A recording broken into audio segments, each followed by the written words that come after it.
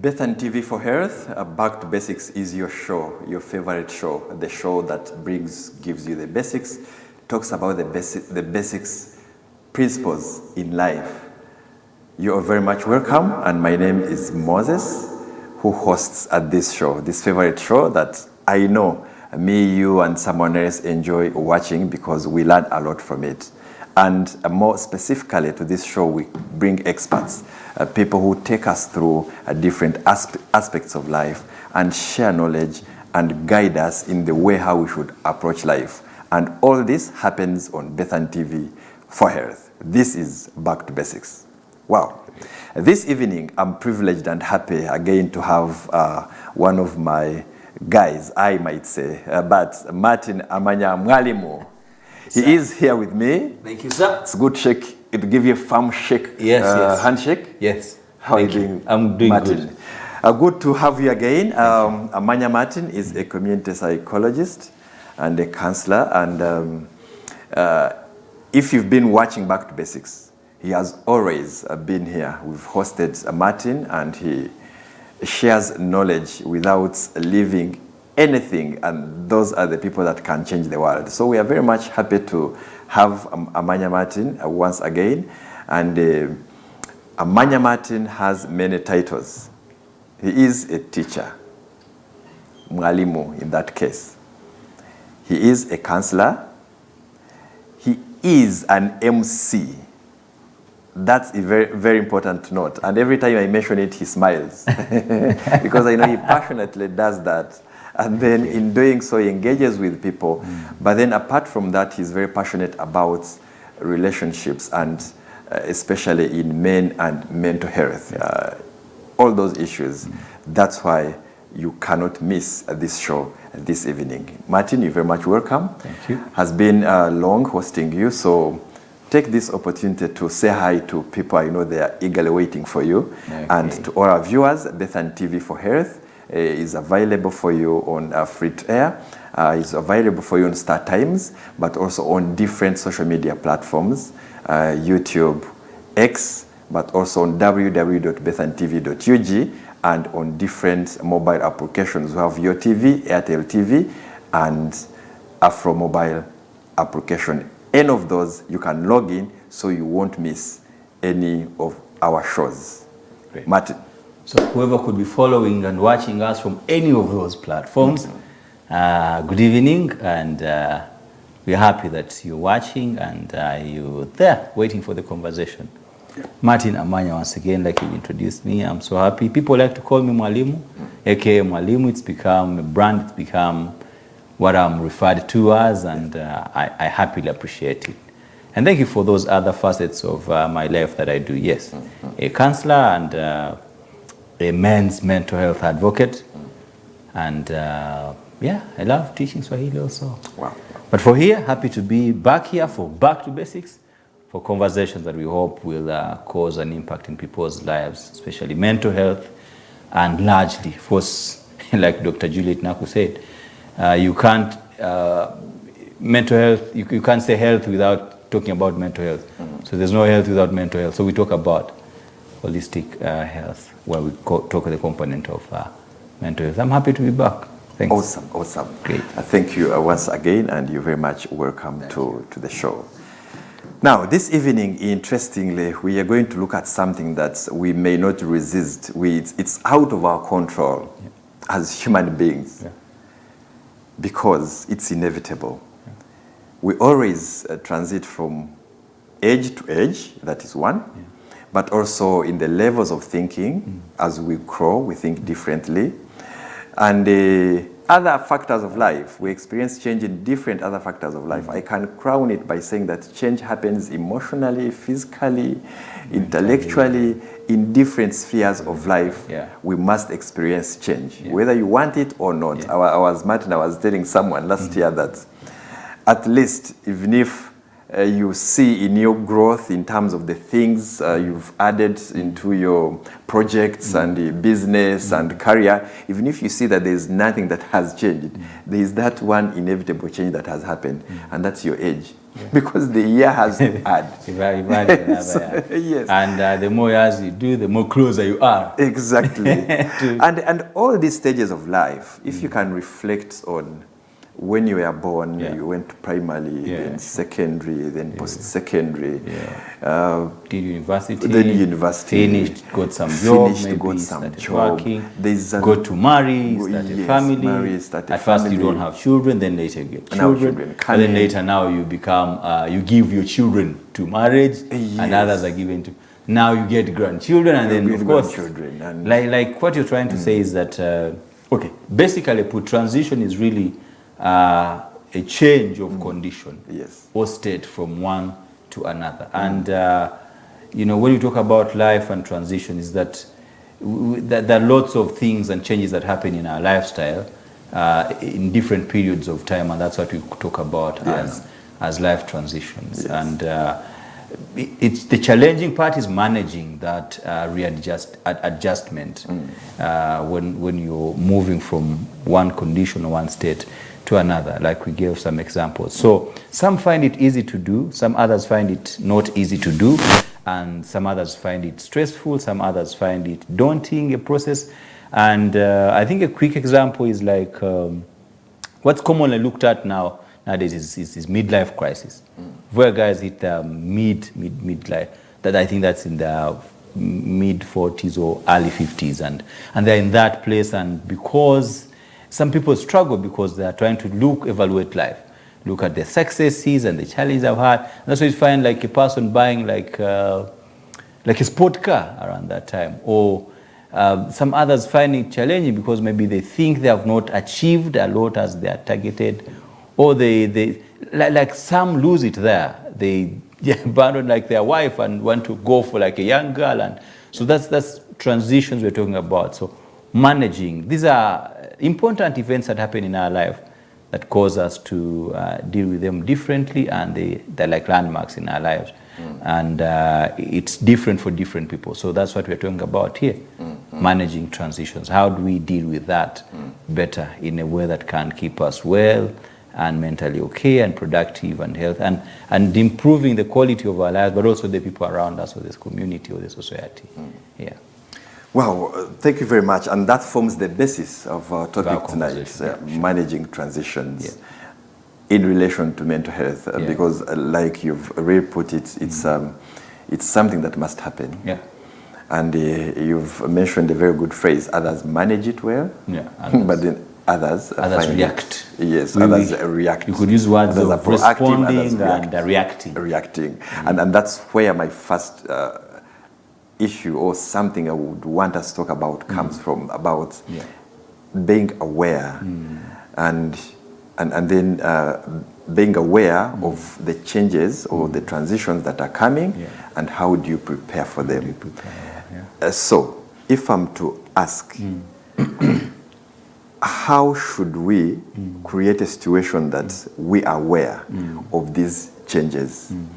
Because I think the major problem is sometimes these changes happen unintentionally. Like they're abrupt. We're not prepared for them. So we take impulsive reactions rather than responding maturely with well thought about decisions.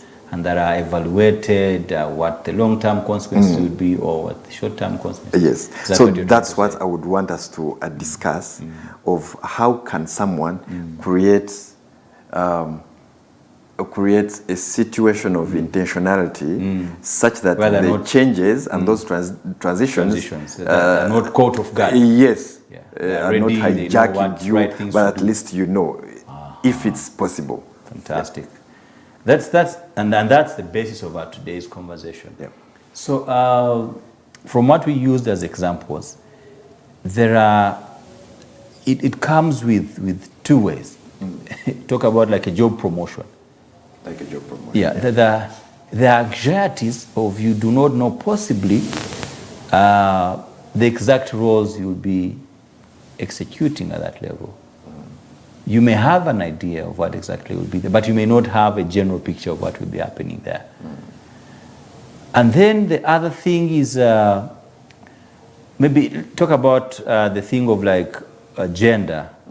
If someone is a lady, Yes. and is going to be taking on that leadership role, heading this team of gentlemen and ladies, and we know the stereotypes and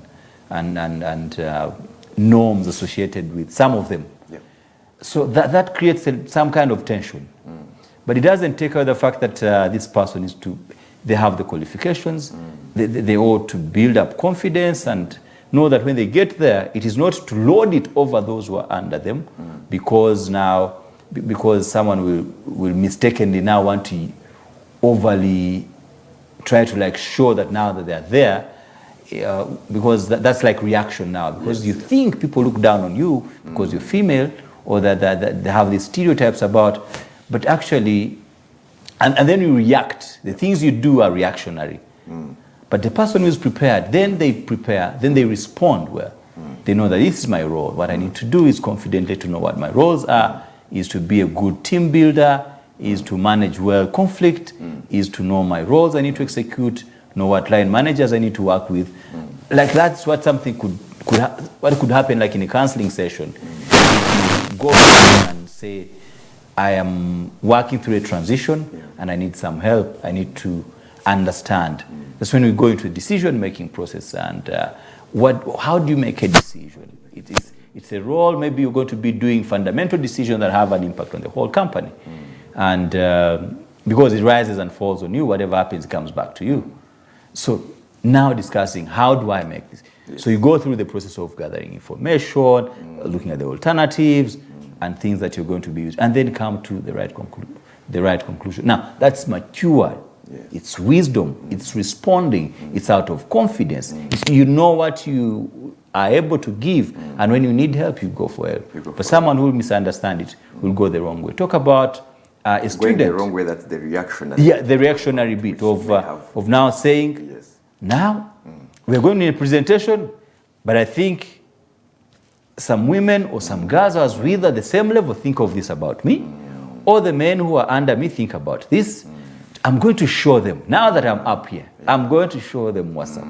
So you will actually lose it. You can lose it in a presentation, in trying to pride all over, in trying to put tension to whoever is around. You lose relationships with your team. You lose, and then conflict is going to build up. And you're going to be siding with some of the people. You're going to be playing favorites, and then like it will all come crumbling down. Yeah. But yet, actually, if you deal with it well, you're going to lead the company to grow, to soar into heights, and they will say, oh, and you're not doing it alone. You're a team. You need everybody's efforts, and that will be the way. So, and you can use an example of also like students. We'll get there maybe of like now what's happening. Children are going back to school, but we'll get there. That because you've used the example of the job and the promotion, which is like one example of transition. I would want us, before leaving that, and we narrow it to the changes and the transitions that happen in schools and supporting the parents and guardians in that. What other transitions do we see? We see in the community. Let's use the common examples. Yes. You are single, you get married. That's a transition. That's a transition. And a big one. You finish university, you're looking for a job, finally you get the job. How do you're staying with your parents now after getting a job? Exactly. You are starting to think to being independent. Yes. But also at the new job, that's a transition. You're not well prepared. That's why there should be onboarding and offboarding programs like an organization, because someone needs to be oriented how they step into the job. Probably the line manager who's the head or supervisor or whatever welcomes Moses and takes them through the process and says, oh, Moses, this is what happened. These are your roles. If you need anything, you can. And then and by the end of the year, Moses is super. He's super. His deliverables are top notch.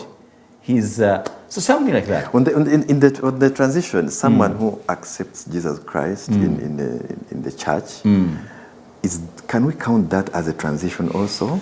And does that person also need onboarding, like the way you brought it? That's why there's discipleship programs. Yes. Because, and you brought that angle, the challenge that happens if someone is not onboarded well, what is going to happen is they're going to be believing any kind of doctrine. Yeah. And they're going to get lost into things that are not biblical, things that are not Christ-centered, and they're going to get it wrong. And we know that what those build, they put man at the center of everything, and they build castles and they come down crumbling on them because they think they're gods. They think of themselves as transcendent. They think of themselves as capable of doing anything. Yet actually, we are servants. We are slaves of righteousness, and Christ is our master. Wow. So that you mentioned is makes a lot of sense. Talk about marriage. Also, even after actually marrying, you're being told. Like I normally see on weddings, I MC weddings. Like there's a lot of counsel of like some people say marriage is for 2 people. That's it. It's for I don't know how many people. But then you have the best man, you have the metro, you have the counselors who are counseling you premarital. So there are a lot of decisions that need to be made. Then also maybe you are there, you are trying to study your wife, and you get to both of you enjoy yourselves together the first few weeks and a month, and then at the end of the month, probably an in-law is calling, a brother or a sister, they want to come and stay over. Yeah. Or inquiring if you're already pregnant and expecting, and you're like, these people meddling into their transition. affairs. Think about it even financially, mentally. I mean, when you become a father, it's altogether different. When you've been single, doing life alone, and you get some other person in your space, it's altogether different.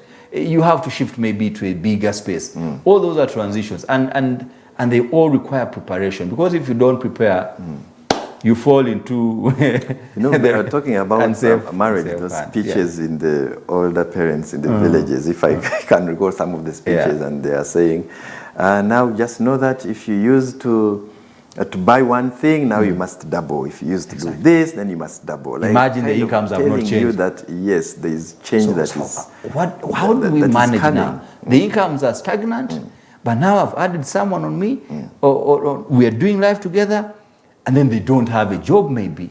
So like someone needs to really think through very well about how they're going to cut down costs.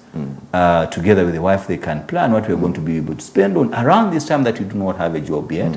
Around this time that my job is paying this much, we can stay here in our single room. We can stay here in our double and self-contained room. When we get more, we can. Then after, as things change, people now start building, people go to a bigger place, people buy a car. All those are transitions.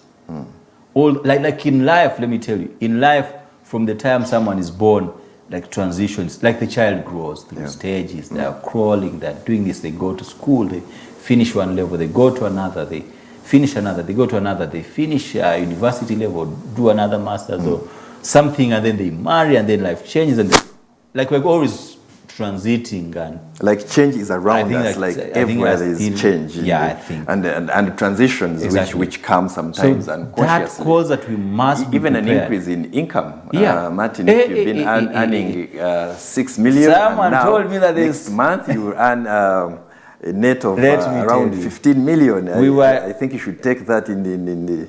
We were in our circles investors breakfast, and someone mentioned the comment. They said there are some people.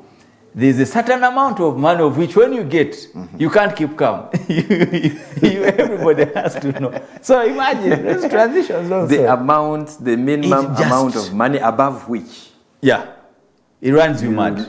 People will see you down and say, there's something wrong with Moses somewhere. It's like, there is something wrong. Yeah, so transitions are something we live with every day. That is a common thing that brings excitement and different things around there. So changes everywhere. Yeah, transition, changes. Like I said, later would want us to narrow this and look at how the parents, guardians, and the stakeholders can help, because now we're talking about the students who are experiencing change.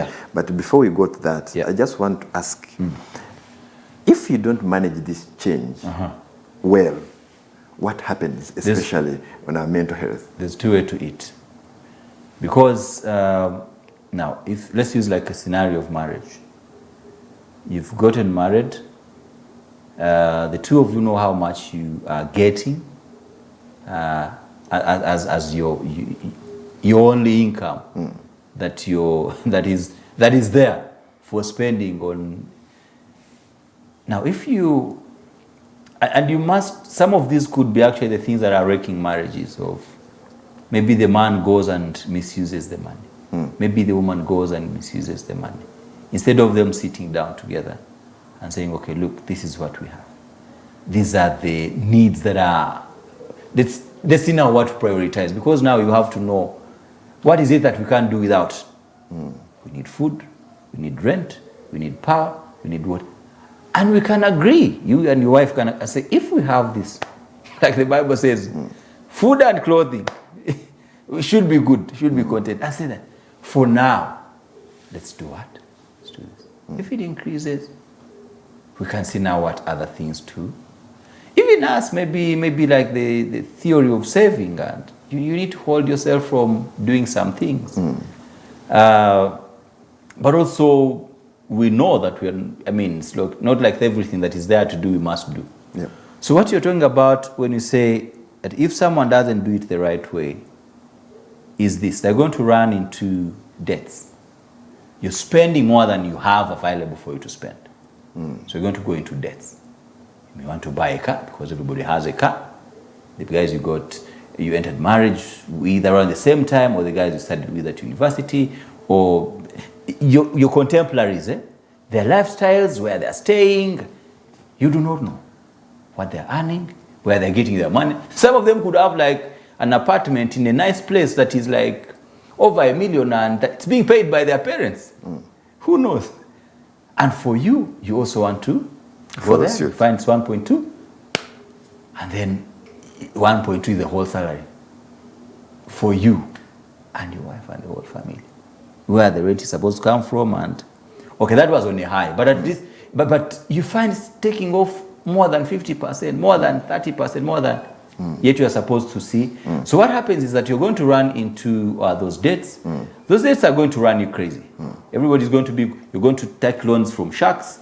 You're going to borrow from every friend of yours in the circle, around church or fellowships, until when everybody who sees you is like, they start talking about themselves outside and say, but has that guy come to you? Has that guy come? Now, at fellowship, you become a story. Everybody looks, and even when they meet you, they stop greeting you now because they know you want. And when you borrow, you don't pay because you don't have. Now, what's going to happen is that you've gone into even more expenses. Now, the car is going to break down. You don't have fuel. You're going to park it, and the battery and everything will, until it can't be able to move. Wherever you bought it in a loan, they will be demanding you. Bills are waiting here. Maybe a baby has come in. Now you get depressed. You get anxious. You get stressed. Yes. Yeah. You say, this marriage I entered is a curse. This woman is not the one God wanted for me. Me, actually, I'm going to leave. But you are the one who has created this. Because change, the you didn't manage the transition. Has not been managed well. Yeah. Wow, that's a great insight into what happens when change is not managed well. Yeah. We will go back, we'll go for a break. And then when we come back, we'll continue to narrow our discussion towards children that are going through school, because there's a lot. We'll discuss that after the break. Great.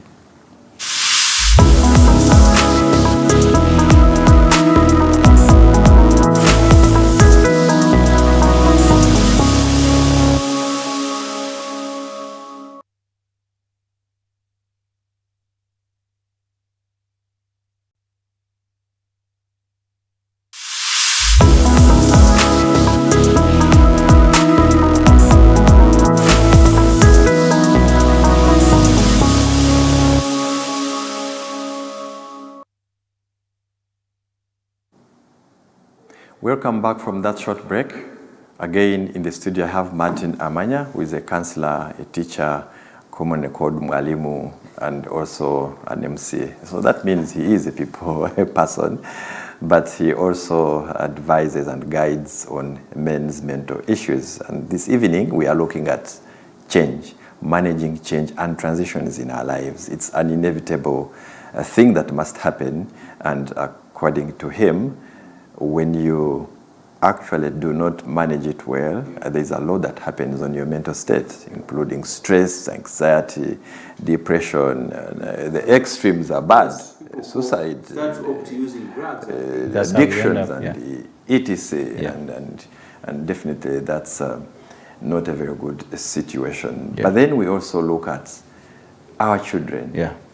Well, who go into schools, who change from level to level. You find that at every stage, Yeah. at every level in school, comes with different demands, Yeah. comes with different pressures. Yeah. Take an example, someone from Primary now, transiting to secondary. Transiting to secondary, but you can tell the pressure that is at Subjects primary are more. 7, whereby the teachers, pressure from teachers, pressures from parents, pressures from friends, like you must perform and get 4. Is it 4? 4. Yeah. Then someone goes into secondary now. Senior 1, senior 2, then pressure start. First of all, the subjects are too The many. curriculum is different. From Subjects from are too many. primary, you move from Night 4. prep, they wake you up. Primary, there are 4 subjects. You go to now You go as to many offer as many what as that the school is school. offering, whether it's Exactly. international or national, Yes. whatever curriculum And then in or senior 3, the talks of getting Dropping ready some for subjects. dropping, and then career combinations. decisions already start happening. So it's a lot that happens, and I believe it's very important as guardians, as stakeholders, as teachers, to get the basics of how well We can support. Yeah. And that's why we have Martin here as a professional teacher and as someone who has studied psychology and has guided people and has counseled different people. How do we as parents start with? And then you also look at teachers. Okay. And then later you look at the child himself. But how should stakeholders support or prepare these children to manage these transitions? We've only looked at academics, but the other transitions that they go through. Well, to indeed still pick back on what you said, to give it a foundation is like in the academic arena, like there are a lot of transitions really that we go through. Imagine from primary now, it also feels like if you get to meet children now who are going to P7 or for P6, the pressure, the change of the environment, the level of commitment that is demanded of them, you know, because now, of course, there's a lot of desire to see children do well in grades. And it's a good one, but it should not be at the expense of their emotional and psychological and mental well-being. That's what I would add in to help the teachers understand and the parents. That the pressure should not be so much that they are so immersed into that and their mental and mental health goes to drain, you know.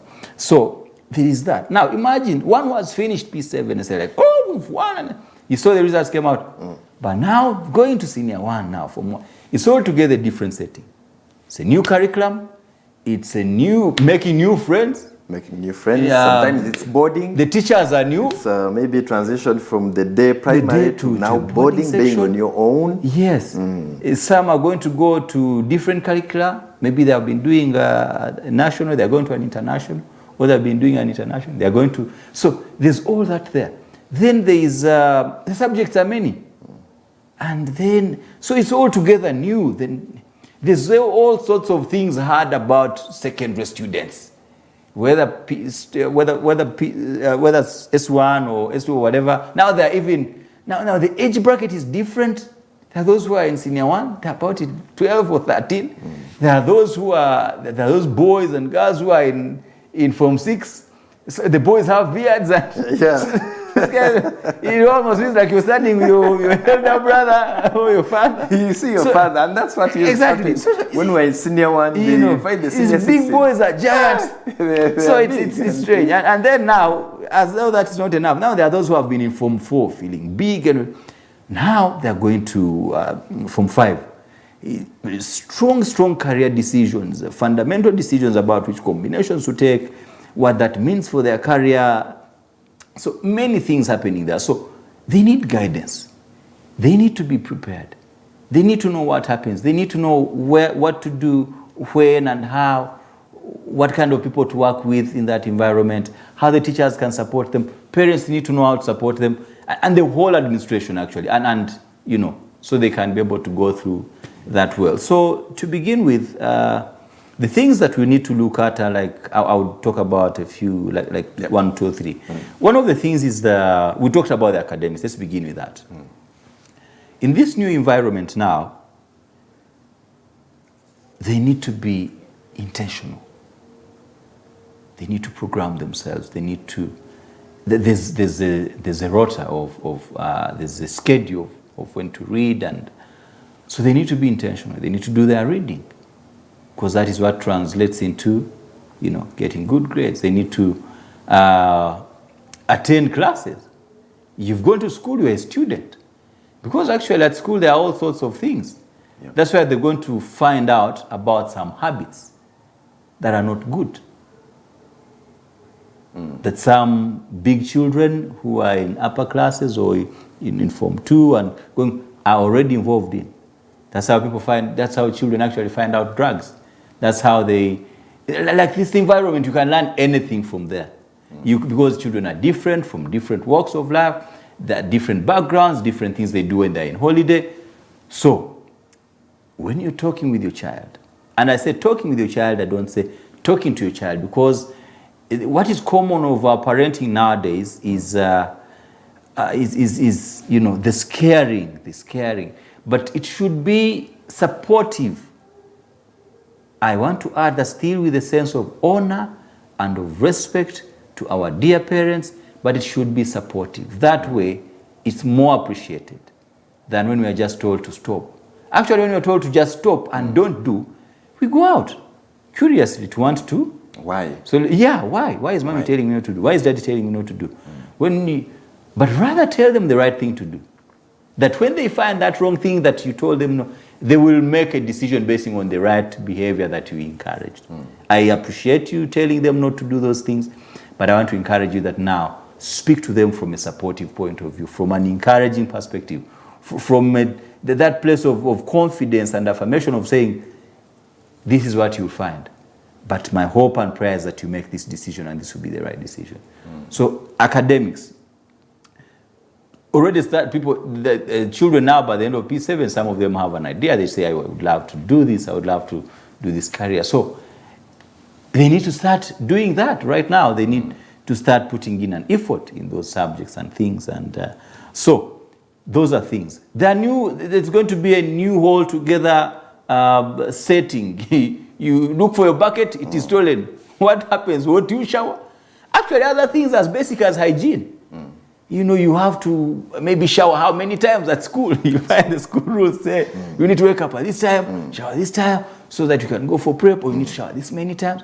All those things. Or there's no one pushing you. So, Exactly. So if you're not careful, you may end up not doing because you're late for everything. Because yes, you don't have time now. You have to go for prep. You don't have time. You should go for classes. Unlike home, where there's a timetable for bathing, for you find out. And like some of our guys we used to be with in school, you go and play soccer and you come and just connect. And just connect to pray, go to class. to pray without doing what. Yeah. So those are things that parents need to talk about. And I was talking with a friend of mine who's a parent, and children who are like really in Form 4, even at Form 2, Form 3, start teaching them, you know, these skills of being independent, where they can be able to jump on a taxi and follow up their papers from school for their admission for Form 5.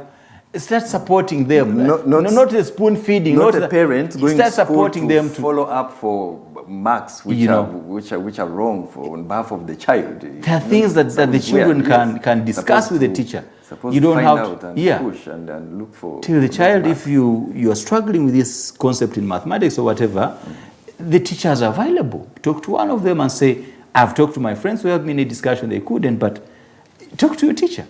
So those kinds of things, because you're not going to be there. If this babying thing that you do when you're at home, when they're together with you, are shopping at the shopping mall, and there you drop here, you drop there, you pick, you take to church, you won't be there. So let them now mingle with other children. Now when you've done the work here of supporting them, of encouraging them, of guiding them the right way, even when they meet those other groups, now that's another thing to talk about. Peer pressure influence. Pressure. P for pressure. Influence at school there. children are, some of them have all sorts of mannerisms and behaviors, and children are curious. They want to, and of course the gangs at schools are the celebrated people, and everybody wants to identify with them. But exactly, kind of takes over. But they need to know what kind of people they can accept as friends and what they, Some of them actually have no clue. They are clueless. They may not do the things they are meant to be doing because they do not know. Some of them are naive. Some of them are like us. They are coming from schools in the village and they are being brought to schools in Kampala and dropped there. We're saying don't be part of a bad group, but also don't be the person who is not good because you will influence the others wrongly. Much as you don't want others to influence you, so don't be the bad influence to others. There are a lot of, and these are like basics. Then talk about remember now they're on their own. You shop for them things, you give them pocket money. It's them to manage. Do you think that's also a change that someone must prepare their children for? Yeah, I think it's a discipline of them starting to take responsibility of the resources that are entrusted with them. And do not, and I don't say this really from a perspective of saying, this is I think people will just jump on it and say that's a poor people thinking. Children are not made by giving them large sums of money that, There are lessons that will be learned by having just what is enough. And when that is lost or something happens, they will actually be wise enough to work around what the little they are left with to manage better than when, everything's there actually to the level of waste. So preparing them to learn the skill of budgeting and managing resources. Of saving, of managing resources, of thinking futuristically, of if you give them more than they can use, actually they'll save. And when they come back, they say, give me a piggy bank, I can start putting my money that I've saved from my pocket money. Exactly. Yes. Before Martin, our time is running very, very fast, but I wouldn't want us to close this show without talking about the physical and biological changes that happen in the lives of these children because of the changes in age. We all know that maybe from primary, others may transit into secondary before they have experienced some of the biological changes, physical changes in their bodies. How do you advise the parents that to support in that case? So I think that is a really whole together big debate about sexuality and how the parents can confident. I know some really fear. It is like a taboo. Some of like the culture we grew up in. It's like, hey, don't mention. It's the same thing now that even like around church when you mention about sex and it's like, hey. Yet actually people are actually in there who are, this one is in the world. Yet actually. There are things we need to talk about and then just put the right perspective to them and say, sex is good, but it's in the confines of marriage. It's meant to be, that's how it's supposed to happen, not just going around sleeping with any girl probably you date or, it's not right that way, It's a good gift that God gave us, but then it has its perimeters where it's meant to be happening. So I think, we still have time, or the parents can, like children who have not gone back to school, but also during the holidays. It is, I would recommend that you begin by building a relationship. We have a tendency of, one of my passions is in parenting, much as I'm not yet a parent, but the gap that is between the parents and the children. And I'm not saying familiarity, I'm talking about a decent mother-son, father-son, mother-daughter, father-daughter relationship that is where the child honors the father, where the child honors the mother. But then because of the confidence, because of the trust, because of the relationship, they have a place of vulnerability when they share with them experiences they went through when they were growing up at that age. And then using that to build on it, to tell them, this is what is likely to happen. The possibility of this. Girls will hit on you, they'll look at you, you're beautiful, you're handsome. Boy. And they may say these things, but when they say those things, this is what it means.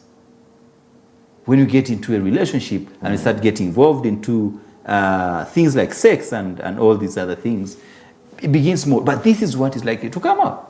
So this is what you're meant to do. This is how you're meant to respond. You can share with me when anything that happens to you that seems overwhelming.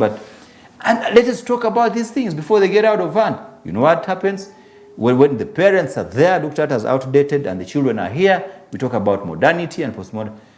What's happening is that they're going to come back, and in a holiday they will be meeting each other at rooftop parties. Some of them lock them in themselves in people's houses and smoke, weed or use drugs, and the next thing you know, they will be actually engaged and having sex and going around, So we must not delay the conversation. Let's start the conversation. Let's build a relationship. Let's build a level of trust. Let's come close to them. Let's not say they should come to us. Let's come close to them also. Or leave them on their own. All of us You come. know what happens to maybe don't leave them to girl just as she's growing, the changes that happen. Exactly. I think these are things that help them like know you're saying, must be the managed, menstruation, right? cycle, such that they, like the mothers should help the children. And if you don't know, it's okay. You can be excused because maybe you do not have the confidence. Then ask for help. Look for people who can help you engage in this conversation, and we do.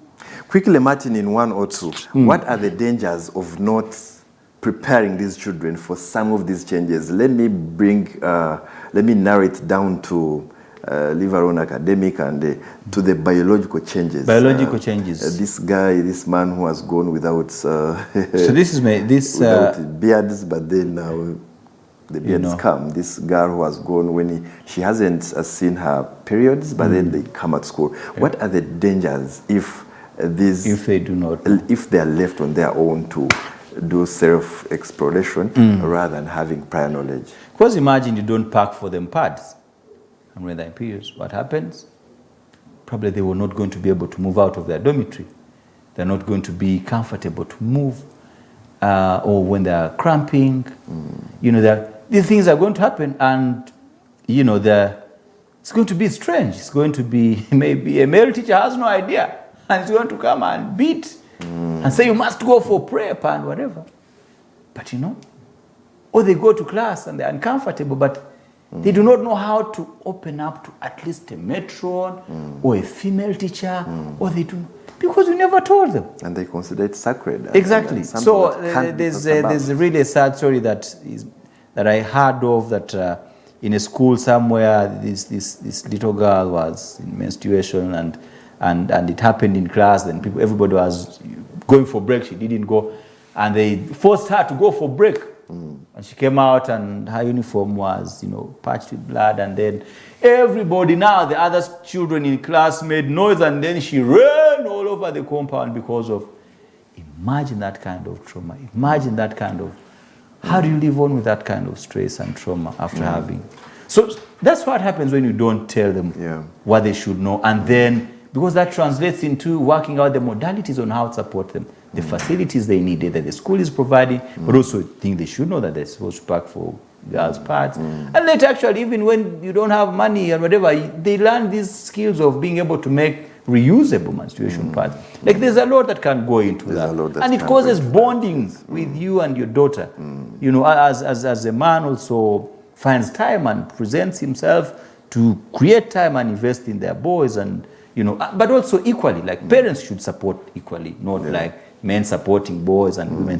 They should have a time even when they be with them all together. Go out, have some free time, fun time, and Wow, thank you very much, Martin. You're welcome, sir. This has been a very insightful and helpful discussion, especially supporting our children, because like we said from the beginning, change must happen, transitions must happen. But then what matters is how you manage them. And at least for the adults, yes, you can learn things the hard way, but then since we are now aware and we get such knowledge from such programs, let's do whatever we can to prepare and support our children through the school life, because that's where most transitions come.